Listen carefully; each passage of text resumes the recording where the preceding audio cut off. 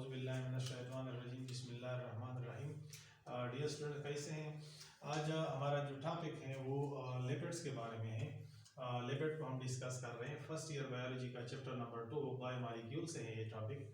Lipid जो है ये एक हेट्रोजेनियस ग्रुप है ऑर्गेनिक कंपाउंड्स का।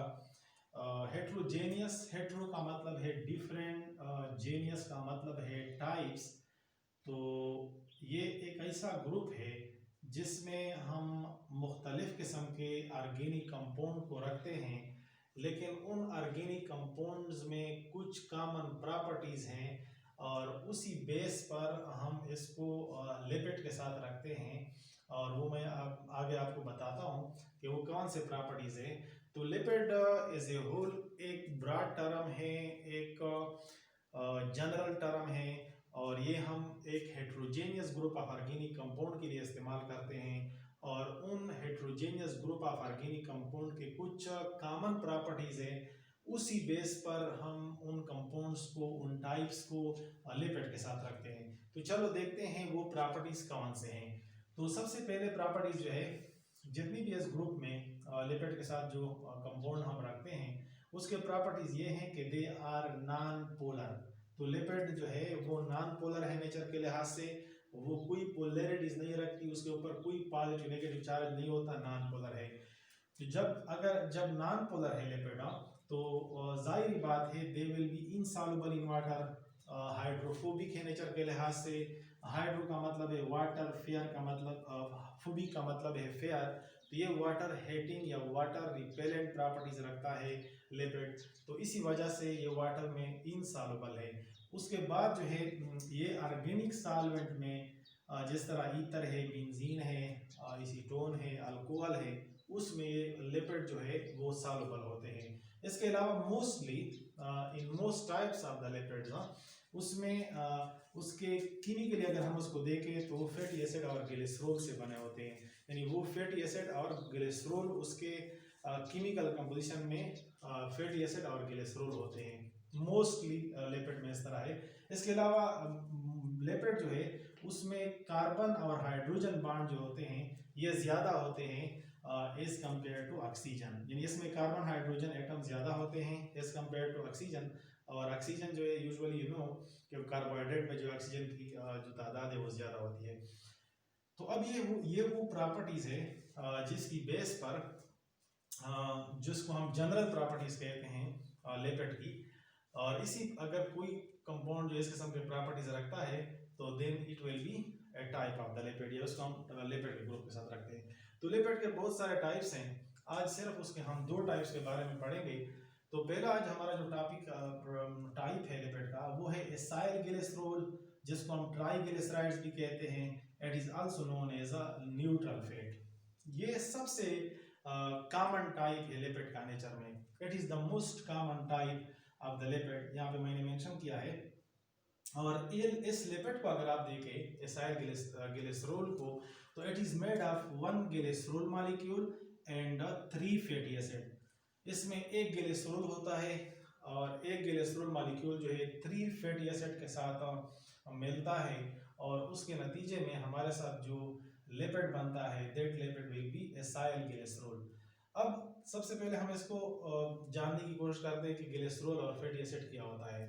तो ग्लिसरॉल जो है it is a 3 carbon compound. इसमें 3 कार्बन होते हैं और हर कार्बन के साथ and each carbon have a hydroxyl group, और हर कार्बन के साथ हाइड्रॉक्सिल ग्रुप अटैच होता है। ये ग्लिसरॉल का स्ट्रक्चर यहाँ पे मैंने ड्रा किया है। ये CH2 है, ये CH है और ये CH2 है। उसके साथ अगर आप देखें तो साइड पे हर एक CH2 ग्रुप के साथ जो है OH ग्रुप अटैच हैं। तो इसी वजह से अगर इस तरह तीन कार्बन कंटेनिंग कंपाउंड है तो that will be glycerol. Glycerol जो है ये पोलर मॉलिक्यूल है और ये बाज़ाते खुद पानी में सॉल्युबल है। उसके बाद अगर फैटी एसिड पे हम आ जाए तो फैटी एसिड जो है it is a long chain of hydrocarbon. यानी ये हाइड्रोजन कार्बन का एक लॉन्ग चेन होता है, और इस लॉन्ग चेन के एक एंड पे कार्बोक्सिल ग्रुप होता है जो आप जानते हैं COOH ग्रुप। तो एक लॉन्ग चेन ऑफ हाइड्रोकार्बन होता है और उसके एक एंड पे COOH ग्रुप होता है जिसको हम कार्बोक्सिल ग्रुप कहते हैं। तो ये हमारे साथ फैटी एसिड होगा। यहाँ पे सिंपली मैंने जाहिर किया है फैटी एसिड को, सिंपली मैंने शो किया है कि R जो है ये साइड चेन को जाहिर कर रहा है। यहाँ पे मैंने लिखा है कि R represent a side chain, ये साइड चेन ऑफ हाइड्रोकार्बन को जाहिर करता है। और COOH ग्रुप जो है ये तो ज़रूरी है, ये ग्रुप ज़रूर इसमें होगा। तो इस हाइड्रोकार्बन चेन में कितने कार्बन होंगे? 2 से लेकर 30 कार्बन होंगे इस चेन में। और इसी कार्बन के लॉन्ग चेन के साथ एक COOH ग्रुप होगा। तो ये पहचान है फैटी एसिड का।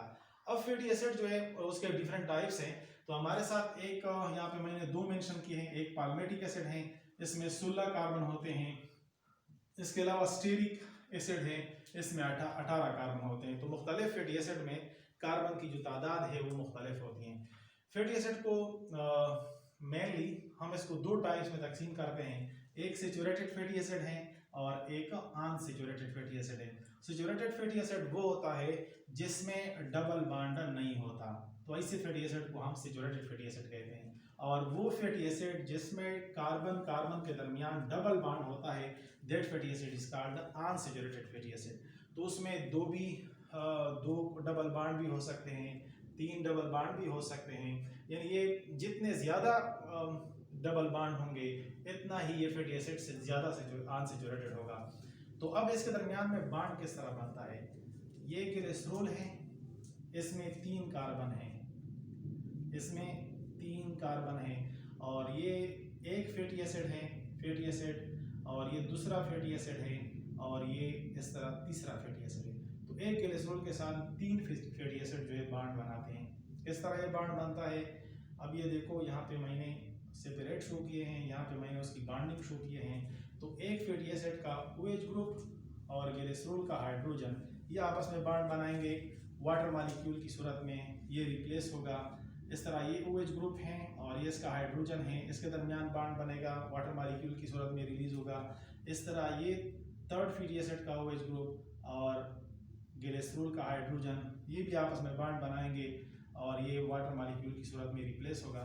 तो यहाँ पे पूरा ये मैंने यहाँ पे शो किया है स्ट्रक्चर कि इस प्रोसेस के दौरान जो है 3 वाटर मॉलिक्यूल जो है वो रिलीज होते हैं और 3 फैटी एसिड जो है वो एक ग्लिसरॉल मॉलिक्यूल के साथ 3 ईस्टर बॉन्ड बनाते हैं। यानी ये जो बॉन्ड है फैटी एसिड और ग्लिसरॉल के दरमियान, इस बॉन्ड को ईस्टर बॉन्ड कहते हैं। यहाँ पे मैंने लिखा है इस तरह, ये देखो कार्बन और ऑक्सीजन के दरमियान यहाँ पे जो बॉन्ड है that bond is called ester bond. इस तरह यहाँ पे कार्बन ऑक्सीजन के दरमियान जो बॉन्ड है that is called ester bond, और ये भी ईस्टर बॉन्ड है। तो ईस्टर बॉन्ड के थ्रू जो है ये 3 फैटी एसिड जो है ग्लिसरॉल मॉलिक्यूल के साथ मिलते हैं, बॉन्ड बनाते हैं, और इससे क्या बनता है हमारे साथ? एसाइल ग्लिसरॉल या ट्राइग्लिसराइड या न्यूट्रल फैट। कॉमनली ये एसाइल ग्लिसरॉल या ट्राइग्लिसराइड जो है नेचर में हमारे साथ 2 फॉर्म में ये पाए जाते हैं, आयल फॉर्म में या फैट फॉर्म में। तो आयल जो है आयल फॉर्म में ये उस वक्त एग्जिस्टिंग करेगा एसाइल ग्लिसरॉल जब फैटी एसिड का जो लॉन्ग चेन है अगर वो अनसेचुरेटेड है, तो ये आयल फॉर्म में होगा। और आयल यूजुअली हम हासिल करते हैं सीड से, मुख्तलिफ किस्म के जो बीज होते हैं, तो प्लांट में जो है ना आयल मौजूद होते हैं। इसके अलावा फैट फॉर्म में अगर ये फैटी एसिड का जो चेन है अगर ये सेचुरेटेड है, उसमें डबल बॉन्ड नहीं है, तो ये एसाइल ग्लिसरॉल जो है हमारे साथ फैट फॉर्म में मिलेगा। तो आयल और फैट जो है जाहिर बात है these are most commonly present in nature, ये नेचर में सबसे ज़्यादा कॉमन पाए जाते हैं। और इस के साथ लिपिड का जो दूसरा टाइप है ये भी आज हम पढ़ेंगे, उसको हम कहते हैं फास्फोलिपिड। फास्फोलिपिड जो है it is a complex type of lipid, ये कम्प्लेक्स टाइप है लिपिड का, और उसमें ग्लिसरॉल फैटी एसिड के साथ साथ इसमें फास्फेट और नाइट्रोजन ग्रुप भी होता है। अब अगर ये मौजूद है इसमें तो इस किस्म के लिपिड को हम फास्फोलिपिड कहते हैं। ट्राइग्लिसराइड में हमने पढ़ लिया कि उसमें एक ग्लिसरॉल मॉलिक्यूल होता है और 3 फैटी एसिड होते हैं। फास्फोलिपिड जो है उसके नाम से जाहिर है कि इसमें फास्फेट होता है। तो it is a complex lipid which consist of glycerol, 2 fatty acid, 1 phosphate molecule and nitrogen group. तो इस किस्म के लिपिड को हम फास्फोलिपिड कहते हैं। और ये सबसे इम्पॉर्टेंट टाइप है लिपिड का और mostly it is present in the cell membrane and other cell organelles. हमारे जो सेल ऑर्गेनेल्स हैं, सेल मेम्ब्रेन हैं, उसमें पाया जाता है। जिस तरह सेल मेम्ब्रेन के स्ट्रक्चर में आपने पढ़ा है कि उसमें लिपिड होता है और लिपिड बाई लेयर बनाता है, तो उसमें मोस्टली जो है फास्फोलिपिड होता है। अब फास्फोलिपिड किस तरह बनता है? अगर ट्राइग्लिसराइड को हम चेंज कर सकते हैं फास्फोलिपिड में। किस तरह?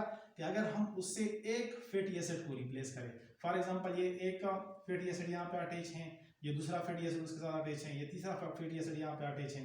अगर एक फैटी एसिड को हम यहाँ से रिप्लेस कर दे और उसकी जगह यहाँ पे, जहाँ मैंने मेंशन किया हुआ है कि यहाँ पे अगर हम एक फास्फेट को यहाँ पे ऐड करें, फास्फेट जो है PO4 फॉर्म में होता है, PO4, तो ये फास्फोरस है और उसके साथ 4 ऑक्सीजन है।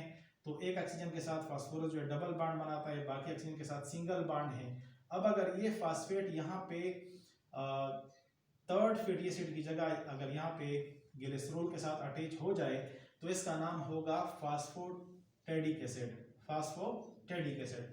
अगर fatty acid third fatty acid की जगह अगर यहाँ पे फास्फेट ऐड हो जाए तो इसका नाम होगा फास्फोटेडिक एसिड। अब इस फास्फोटेडिक एसिड के साथ अगर यहाँ पे एक नाइट्रोजन ग्रुप भी अटैच हो जाए उसके साथ, तो इसका नाम होगा फास्फोलिपिड।